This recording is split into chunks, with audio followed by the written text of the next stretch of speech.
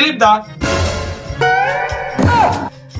অখিল দা, আমার বাড়ির মধ্যে আপনার কি সমস্যা? কি আপনার? আচ্ছা দিলীপ দা, টাকা কয়টা দাও।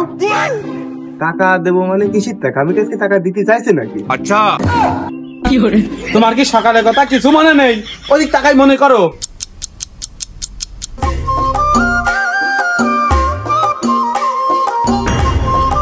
দিলীপ দা, আজ দেবো কাল দেবো করে করে এক সপ্তাহ হয়ে যাচ্ছে, তুমি আমার টাকা কবে দিবা? আরে দাদা, আপনি তো জানেন আমি স্কুলে ভ্যান চালাই, ছেলেপিলে কটা নামাই দিয়ে এসে আমার চাকরি, আজ মাসের 1 তারিখ হয়ে গেল, টাকা পাবো আর এসে তোমার টাকাটা দেবো। তুমি এখন যাও, আমার জ্বালাই হলো। আজকে আমি দিলীপের বাড়ি পলি থাকবো, ও যখন বাড়ির মধ্যে আসবে তখন ওর খাইছি ধরবো।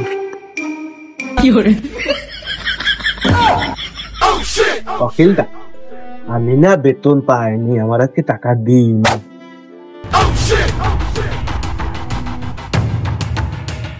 হয় তুমি টাকা করে দাও, না বাড়ির চাবিটা দিয়ে বাড়িতে বেরাও। আপনি আমার একটা সপ্তাহ সময় দেন, আমি আপনার টাকা পয়সা সব শোধ করে দেবেন, কথা দিচ্ছি। একটা সপ্তাহে একটা কোনো কালীবাসী চলবে না, টাকা তোমার এখনই দিতে হবে। অখিল কাকা, গালবাজি বন্ধ করো। এ নাও 1000 টাকা, আর পরের দিন সকালে আমি বাদ বাকি টাকা দিয়ে যাবো। এই টাকা 1000 পাইছিস না? আমার ছেলে এসে দিয়ে দিয়েছে। বেড়া খেতে বেড়া। দিলীপ দা, 1000 টাকা দিয়ে আপনি তো তুই হয়ে যাচ্ছে, কাল সকালে আমি আবার দেখা করবো তোমার সাথে। না না, চা বিস্কুট খাবে না, ঠিক আছে? ও নাই চলে গেল, তোরা এত টাকা কর। বাবা, এ না মানি ব্যাগ, হাট বাজার করে নিয়ে এসো গা, আর তোমার সব দিন আমি পরিশোধ করে দিস, তোমার আর কোনো চিন্তা করা লাগবে না।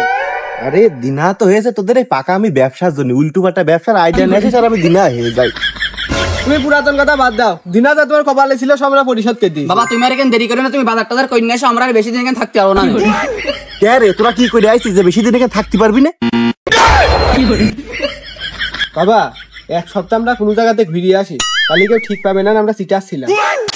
তোরা কি করেছিস সত্যি করে বল দিনি। বাবা আমরা মহান কাজ করে আইছি, আমরা মেডিকেল পরীক্ষায় নকল প্রশ্ন বেশি আইছি। তোরা কি করেছিস? সব কটা ছাত্র ফেল করবে না, একটাও তো চান্স পাবে না নে। বাবা সেই চিন্তা তোমার করা লাগবে না নে। মেডিকেল পরীক্ষা যে দেয় তা তো হুজুটা উচিত, মেডিকেল পরীক্ষা পাস করা যায় না। এই জন্যই বলে চোরের মার বড় গলা। দেখো বাবা, মরা মানি কোনো কথা কবা না। চোরের বাবার বড় গলা হতে পারে, মা নিয়ে কোনো কথা কবে না। মা যখন বেঁচে ছিল তখন আমরা এই কাজ করতাম না। আরে তোদের জন্য লজ্জা আমার মাথা কাটা যাচ্ছে। তোদের বন্ধু ধীরেনের ছেলে বড় অফিসার, অধীরের ছেলে ব্যাংকের অফিসার, রবি মিস্ত্রির ছেলে বড় চাকরি করে, তোদের জন্য আমার ইজ্জত নিজের সব মাটিতে মিশে গেল। বাবা তুমি কিন্তু সুবিধাবাদী কথা বলো, এই টাইপের কথা আর বলবা না। তার মানে কি বুঝাতে চাচ্ছিস? ভালো করে বুঝা দিন আমার। এরকম বিষয় তুই বাবার ভালো করে বুঝাই বলতো, আমি বলি নেটা বাদ দেন। বাবা তুমি এদের নাম তো বলছো না? অখিলি ছেলে রেপ কেসে 3 মাস জেলে, নেতা 3টে মার্ডারে পলাই বেড়াচ্ছে, আরে সকালে আইছিলে হ্যাঁ বল ও ছেলে গাঁজা বেচে সংসার চালায়। কি মানে ওই হ্যাঁ বল যে আমার কাছে টাকা পায় ও ছেলে গাঁজা বেচে সংসার চালায়? বাবা তুমি তো একবার ওদের কথা বলছো না, ওরা তো আমাদের এককালীন বন্ধু ছিল। মনটা ঠিক করো, দেখবা সব ঠিক। বাবা দাঁড়াও, কথা এখনো শেষ হয়নি। আবার কি কথা তোদের? বাবা বানি একটু কম করে দিবা, তোমার 3 বন্ধুর খোঁজ কি তুমি রাখো? একটা আর্মি, একটা পুলিশ, একটা আইনজীবী, তুমি কি করো 2 ক্লাস নাই পাস করতে পানি হাটে যায় কামলা দিতে, তাও ওখান থেকে বের করে দিস। তোমার এখন কি করো? স্কুলের ভ্যান চালাও। বাবা সবসময় লেভেল মাটি কথা বলবা, যে যেটা পারবে না সেটা নিয়ে কোনো কথা বলবে না। আর তুমি কার সাথে বেড়াইতে, তারা এখন কি করে বলবো? তোরা কি বলবি পরিষ্কার করে বলতো। আর পানির হাড়িতে কেন বাদ হয়েছে জানিস? তোদের চাহিদা পূরণ করার জন্য চুরি করেছিলাম, এই জন্য পানির হাড়িতে বাদ দিয়েছে। এখন কি বলতে চাস পরিষ্কার করে বল।